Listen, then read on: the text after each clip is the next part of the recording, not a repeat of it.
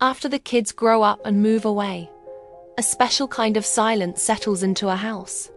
It's a heavy, dusty silence that fills the corners of rooms once vibrant with laughter and arguments.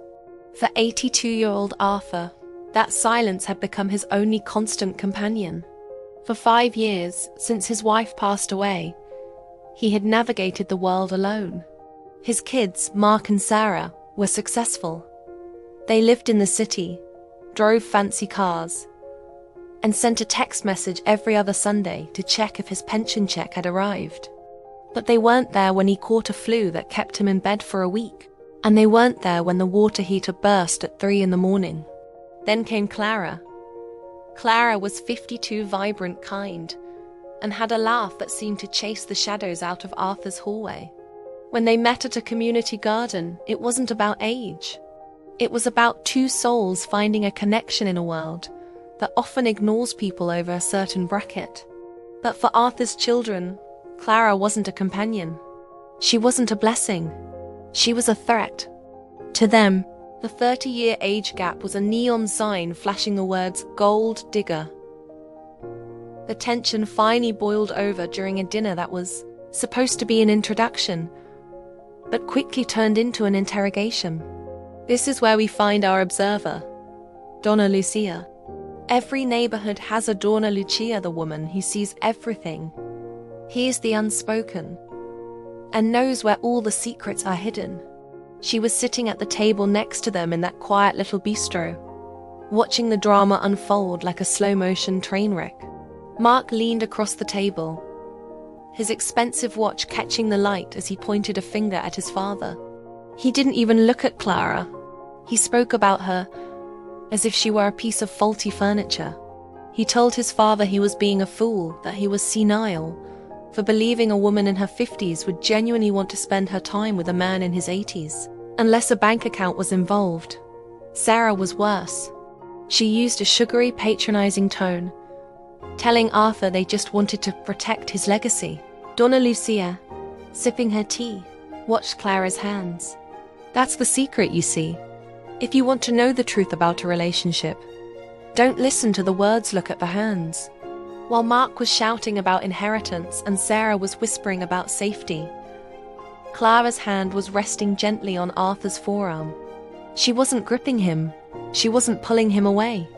She was simply there, a steady weight, a silent anchor while his own children tried to blow him overboard. Arthur sat there, looking smaller than usual, his face pale under the harsh restaurant lights. He looked at his son and asked a question that should have ended the debate right then and there. He asked Mark when was the last time he had visited the house, not to pick up old photo albums or check on the property value, but just to sit and have a cup of coffee. Mark stammered. He was busy. Sarah looked at her phone. The gold digger accusation is the oldest trick in the book for children who have already spent their parents' inheritance in their minds. To them, Arthur wasn't a man with a heart that still needed warmth. He was a savings account with a heartbeat. They saw Clara as a thief because she was taking the one thing they felt entitled to: the money. They completely ignored the fact that for the last 2 years, Clara had been the one driving Arthur to his cardiology appointments. She was the one who learned how to cook low-sodium meals that actually tasted good. She was the one who stayed up until dawn with him when his anxiety made it impossible to sleep. Donna Lucia watched as Sarah finally snapped. She looked Clara in the eye and demanded to know what she wanted. She asked if the house was enough, or if she was aiming for the life insurance too. The room went silent. The clinking of silverware stopped. Arthur stood up. His legs were a bit shaky, but his voice was like iron. He told his children that they were right about one thing. Clara was after something. She was after the life that they had discarded. She was after the hours of conversation they were too busy to have. She was after the companionship they had outsourced to a weekly text message. He looked at Mark and Sarah and told them that the legacy they were so worried about was already gone. He had spent his life working to provide for them, to give them the head start that led to those expensive watches and city apartments. But a legacy isn't just a pile of cash. It tests the way you treat the person who gave you life when they no longer have anything useful to offer you. He told them that if they couldn't see the woman who had saved him from a slow death by loneliness, then they didn't really see him at all. The children left in a whirlwind of indignation, convinced they were the victims of a grand manipulation. They walked out into the cool night air, already discussing lawyers and mental competency hearings. They were so blinded by the fear of losing a percentage of a will that they didn't realize they had just lost their father while he was still breathing. Arthur sat back down, the silence of the restaurant feeling much lighter than the silence of his home. Clara didn't say, "I told you so." She didn't ask about the money. She simply reached over, took his hand in hers, and asked if he wanted to go home and finish that puzzle they had started. Dawn and Lucia watched them leave, two people walking slowly, leaning on each other. She thought about how the world loves to judge an age gap, but never judges the gap left by children who forget to be grateful. She realized that the real gold wasn't in Arthur's bank account.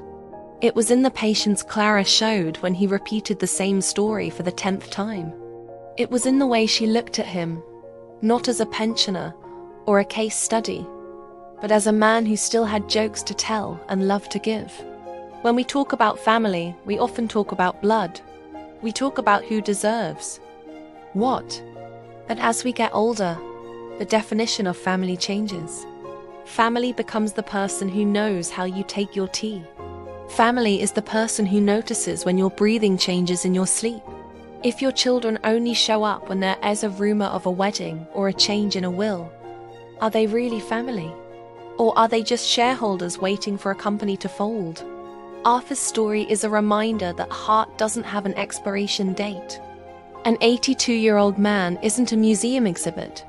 He is a human being with the right to seek joy, even if that joy comes in a package that makes his heirs uncomfortable. The panic his children felt wasn't born out of love. It was born out of a perceived loss of property. And that is the true tragedy of the modern family. The next time you see a couple with a surprising age gap, or a senior who suddenly seems to have a new lease on life thanks to a new companion, don't be so quick to shout, "Gold digger." Ask yourself, who was there when the house was quiet? Who was there during the long nights? Because at the end of the day, the person who cares for the soul is the one who truly earns the legacy, regardless of what the bloodline thinks they are owed. So I have to ask, would you have the courage to choose your own happiness over your children's approval? Or would you let the fear of their judgment keep you in a silent, lonely house until the end? It's a question we all have to answer eventually. Because in the end, the only thing you can to take with you is the money. But the love you find in the final chapters, that's the only thing that actually makes the story worth finishing. I'd love to hear your thoughts on this. Have you ever seen a family torn apart by a new relationship in later life? Do you think the children have a right to be suspicious? Or is it just greed in disguise? Let's talk about it in the comments. Your perspective might be the very thing someone else needs to hear today to realize they aren't alone in this struggle. Don't forget to share this with someone who believes that it's never too late for a new beginning. Thanks for watching.